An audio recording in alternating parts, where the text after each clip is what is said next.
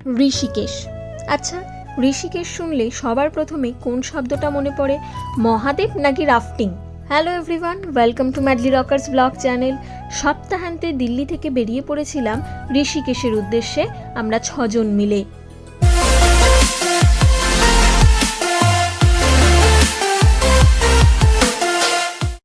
শুক্রবার দিন সন্ধে 7টা নাগাদ যে যার সপ্তাহের কাজ শেষ করে গাড়ি নিয়ে বেরিয়ে পড়লাম ঋষিকেশের উদ্দেশ্যে। এখান থেকেই ঋষিকেশ যাচ্ছি না, আপাতত আমরা গাড়ি নিয়ে যাচ্ছি কাশ্মীরি গেট বাস স্ট্যান্ড। সেখান থেকেই 10টা সাড়ে 10টা নাগাদ আমাদের বাস ছাড়ার কথা। সময়ের প্রায় 1 ঘন্টা আগেই আমরা পৌঁছে যাই, কিন্তু ওখানে গিয়েও আমাদের অনেকক্ষণ অপেক্ষা করতে হয়। যে সময়ে বাস আসার কথা ছিল সেই সময়ে বাস এসে পৌঁছয়নি। প্রথমবার স্লিপার বাসে চড়বো, তাই একটু এক্সাইটেড ছিলাম। তাই যে কটা স্লিপার বাস আসছিল দূর থেকে দেখার চেষ্টা করছিলাম যে ভেতরের সজ্জাটা ঠিক কেমন। এই বাসগুলো আসতে দেখেই মনে হচ্ছিল এটাই বুঝি আমাদের বাস, আমাদের ফেলে চলে যাবে ওই দিক থেকে। কিন্তু নাম মিলিয়ে নম্বর মিলিয়ে তারপর দেখতে পাচ্ছিলাম যে না, আমাদের বাস নয়। অবশেষে প্রায় 40 মিনিট অপেক্ষা করার পরে আমাদের বাসের দেখা পেলাম। বাসটার উপরে রয়েছে এরকম স্লিপার, যেখানে 2 জন শোয়া যাবে ডান দিকে, আর বাঁ দিকেরটায় 1 জন করে শোয়া যাবে, এবং নিচে রয়েছে এরকম সিটার। আমরা এই 2 বেড স্লিপারটাই নিয়েছিলাম যেহেতু আমরা 6 জন ছিলাম, এবং আমাদের পার হেড 800 টাকা করে পড়েছে। যারা 6 ফুটের মতন লম্বা তাদের কিন্তু এখানে ঘুমোতে একটু অসুবিধায়। আমরা ব্যাগগুলো রাখাতে আমাদের পা একটু রাখতে অসুবিধা হচ্ছিল, কিন্তু আমরা অ্যাডজাস্ট করে নিয়েছি। ভেতরে লাইট একটা রয়েছে, কিন্তু এলইডিটা ঠিক মতন জ্বলছে না। সবাই আমরা রাতের খাবার খেয়েই এসেছি, তাই আমি আর স্নেহা যে নামবো না সেটা আমরা ঠিকই করে নিয়েছিলাম। বন্ধুদের সাথে দূরে ট্রিপ করার মজা তো এমনিই আলাদা। এরই মধ্যে আমাদের এসির ভেন্টিলেটরটা ঠিক করে কাজ করছে না, প্রচণ্ড ঠান্ডা লাগছে, এবং আমরা ব্যাগ থেকে জামা কাপড় যা পাচ্ছিলাম বের করে কানে গলায় গায়ে জড়াচ্ছিলাম। এই নিয়ে আমি আর স্নেহা যা হেসেছি গোটা বাসে, গোটা 2024-এ আমরা এত হাসবো না আর কোনোদিন, এর আগেও কখনো হাসিনি।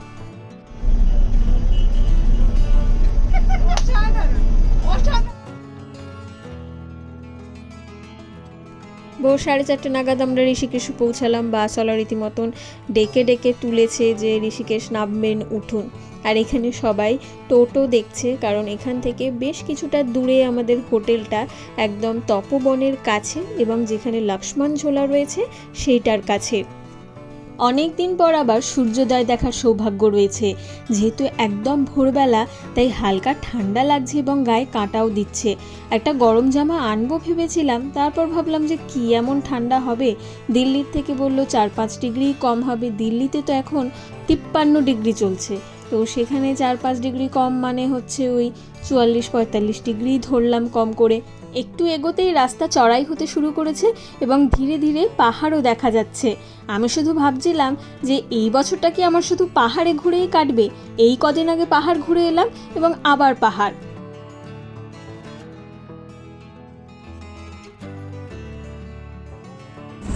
এই দিউ এখানে নামিয়ে দাও, গঙ্গার সামনে ফিরে যাও। ঠিক আছে, যাই দেখি ছড়ে আয়।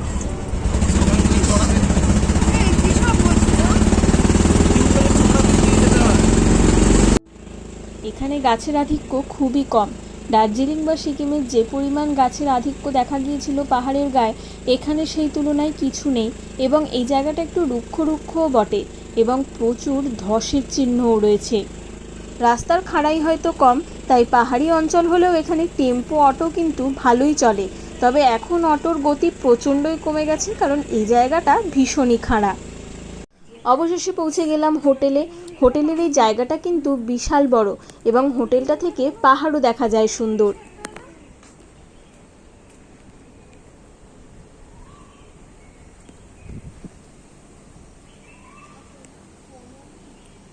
এমনি সারা রাত ঘুম হয়নি।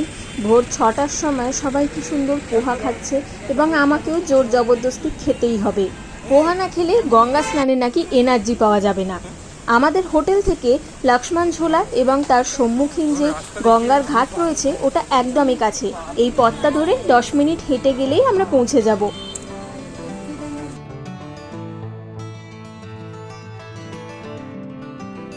লক্ষ্মণঝোলা এবং রামঝোলা সম্পর্কে সবাই জানে এবং ঋষিকেশের অন্যতম দর্শনীয় স্থান।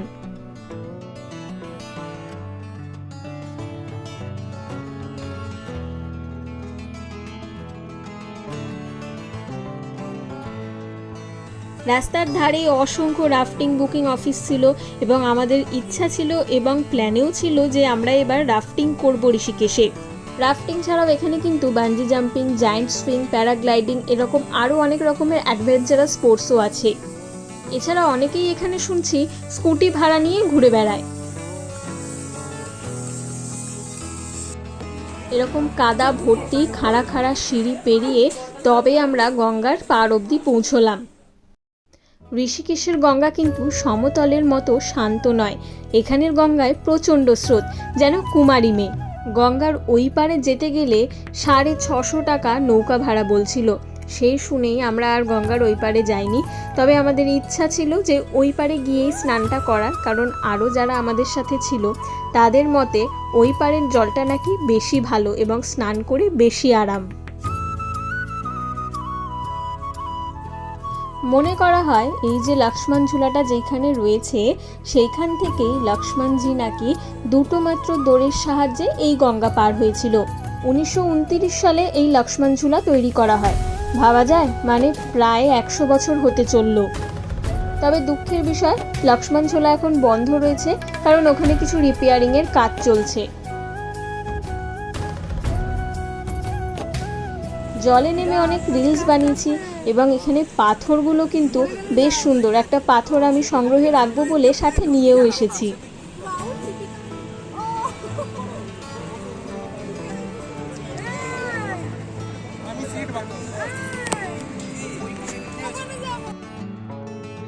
স্নান করে সবাই ক্ষুধার্ত, বিধ্বস্ত এবং তাই এখানে একটা রেস্টুরেন্ট দেখে বাংলা লেখা দেখে আমরা দাঁড়ালাম খাওয়ার জন্য। 9টা মতোই বাজে। এখান থেকে ব্রেকফাস্ট করে আমরা হোটেলে গিয়ে ফ্রেশ হয়ে বেরিয়ে পড়লাম বশিষ্ঠ মুনির আশ্রমের উদ্দেশ্যে। 3000 টাকা গাড়ি ভাড়া করে আমরা শুধু এই একটাই জায়গা দেখলাম। জানি না আমি কতক্ষণের জন্য এই গাড়ি ভাড়াটা ছিল, তবে এখানে সামনেই নীর ফলস রয়েছে এবং ওখানে অনেক ভিড় বলে আমাদের কেউই যেতে রাজি হয়নি, তাই ওখানে আর যাওয়া হয়নি। এখানকার পাহাড় বড়ই রুক্ষ এবং গাছপালাও বড্ড কম। জানি না শুরু থেকেই এরকম ছিল নাকি কেটে ফেলার ফলে এরকম হয়েছে, এবং পাহাড়ের গায়ে বেশ বড় বড় ধসের চিহ্নও রয়েছে। মানুষ প্রকৃতিকে উপভোগ করতে গিয়ে নষ্টই করে দেয় এবং একবারও ভাবে না যে প্রকৃতিকে নষ্ট করলে তা উপভোগ করবে কি করে। পথে যেতে যেতেই চোখে পড়লো বাঞ্জি জাম্পিংয়ের জন্য এখানে এরকম কাঠামো তৈরি করা হয়েছে এবং 117 মিটার, ওটাই হয়তো এইখানকার সবথেকে উঁচু জায়গা।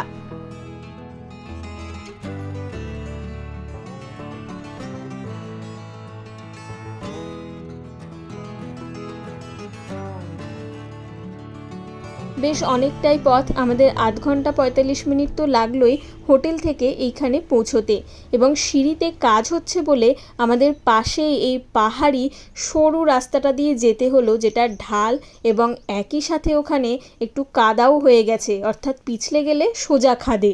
সেই অংশটাই পেরিয়ে আবার এইখানে রয়েছে অনেকগুলো সিঁড়ি এবং এই সিঁড়ি পেরিয়ে নিচের দিকে গিয়ে বশিষ্ঠ মুনির আশ্রম দেখা যাবে। এইখানে কিন্তু হনুমানও রয়েছে, তাই চশমা খুব সাবধান।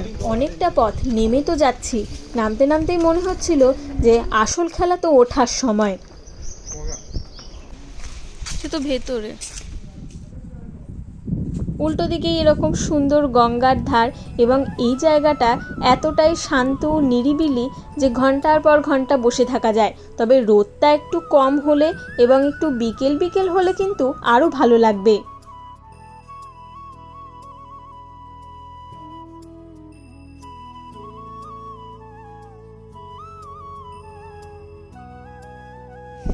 যা বলছিলাম, সামনেই একটা হনুমান বসেছিল, তাই আমরা দুজন অর্থাৎ আমি আর স্নেহা ভয়ের চোটে চশমা খুলে আগে হাতে নিয়ে নিয়েছি, যাতে চশমা ধরে টান না মারতে পারে। তিস্তা নদীর মতনই পাহাড়ের বুক চিরে বয়ে চলেছে গঙ্গা। তবে এত সুন্দর দৃশ্য হলেও আর চোখ খুলে রাখা যাচ্ছিল না মোটে, কারণ সেই সকালবেলায় উঠেছি এবং সারা রাত তো ঠিক মতন ঘুমও হয়নি। লাঞ্চ করে সবাই একটু হোটেলে গিয়ে রেস্ট নিয়ে ঠিক ছিল যে আমরা বিকেলবেলায় ত্রিবেণী ঘাটে সন্ধ্যা আরতি দেখতে যাব, কিন্তু সবাই এতই ঘুমে মগ্ন ছিল যে সন্ধ্যা আরতি দেখার সময় পেরিয়ে গেছে এবং আমাদের কারোরই ঘুম ভাঙেনি। গঙ্গার ওই ধারে যাওয়ার জন্য আমাদের 4:30টার সময় বেরোতে হতো, কারণ 7:30টার সময় গঙ্গা আরতি শেষ হয়ে যায়। আমরা একটা অটো নিয়ে রামঝোলা অবধি এলাম এবং এখান থেকেই উল্টো দিকে গঙ্গা আরতির সুন্দর দৃশ্য যেটুকু দেখতে পাচ্ছিলাম ওটুকুই উপভোগ করলাম। সেটাই তো বলছি, ওই যে আরতি হচ্ছে মনে হয় ওখানে, ওইটাতেই আমাদের যাওয়ার ছিল বোধহয়। হ্যাঁ, জিজ্ঞাসা করলে হয় কাকুটা ত্রিবেণী ঘাট।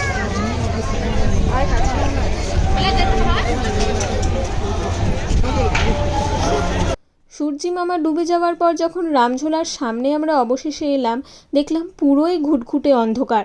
একটা এরকম দর্শনীয় জায়গা কি করে এত অন্ধকার থাকতে পারে সেটাই আমাদের মাথায় ঢুকছিল না।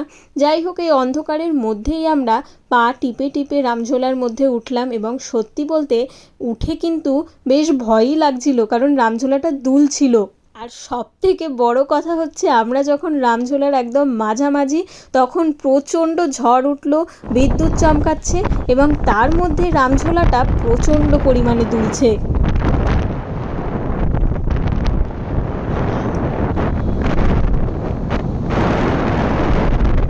অনেক সাহস নিয়ে গঙ্গার ওপার অবধি পৌঁছে ঠিক করলাম আইসক্রিম খাবো দুজনে দুটো, এবং আইসক্রিমের ভিডিও করছি।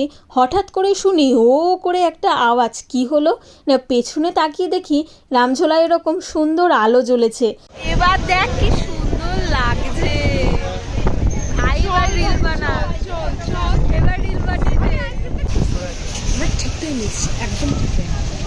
এবার দেখ কি সুন্দর ছবিও আসছে, ভিডিও আসছে।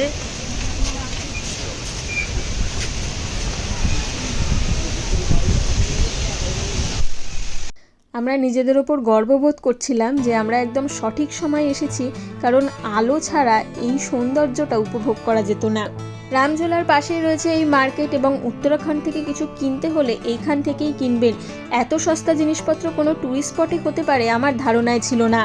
জামা প্যান্টগুলো 200 টাকা 250 টাকা, এর থেকে কমে আর কি দেবে এবং এখানে কী বা বার্গেনিং করব। এবং দেখতেই পাবেন যে এত এত কম দামের জন্য আমি কত কিছু কিনে ফেলেছি। কি করে বয়ে নিয়ে যাব জানি না, তবে কিনে ফেলেছি। ব্যাগগুলো কিন্তু খুব সস্তা। সিকিমে যেগুলো আমি 1000 টাকা করে দেখেছিলাম, এখানে সেই ব্যাগগুলোই 300-400 টাকা। উত্তরাখণ্ডে এসে কিন্তু ননভেজ পাওয়া খুবই ভাগ্যের ব্যাপার, এবং অনেক কষ্টে একটা রেস্টুরেন্ট আমরা খুঁজে পেয়েছি যেটার বাইরে কোথাও লেখা ছিল না ননভেজ, তবে ভেতরে এসে জিজ্ঞাসা করতে ওরা বলল যে হ্যাঁ ননভেজ হবে। এগুলো মনে হয় সবই সিঙ্গেল সিঙ্গেল ঘর। এই ব্যাপারটা তো একটু এক্সপ্লোর করতে হবে। অ্যাকচুয়ালি এটা না হোটেল না, এটা রিসর্ট। হ্যাঁ, নৈশভোজ শেষ করে ফিরে এলাম হোটেলে, এবং হোটেলে এসে আরও সুন্দর দৃশ্য দেখতে পেলাম। কি সুন্দর আলো দিয়ে চারিদিকটা সাজিয়ে তুলেছে, এবং আমরা সবাই বলছিলাম যে পরের বার আসলে এই কটেজগুলোতে থাকতেই হবে। প্রায় রাত 12টা। সারা রাত বসে থাকার ইচ্ছা থাকলেও উপায় নেই, কারণ আবার সকালবেলা উঠতে হবে, রাফটিংয়ে যেতে হবে। দিন শেষ, তাই ভিডিও এখানেই শেষ করতে হবে। দেখা হবে আবার পরের ভিডিওতে। ভিডিওটা ভালো লাগলে চ্যানেলটা সাবস্ক্রাইব করতে ভুলবেন না, আর কমেন্ট করে অবশ্যই জানাবেন। আজকের মতন এইটুকুই, টাটা।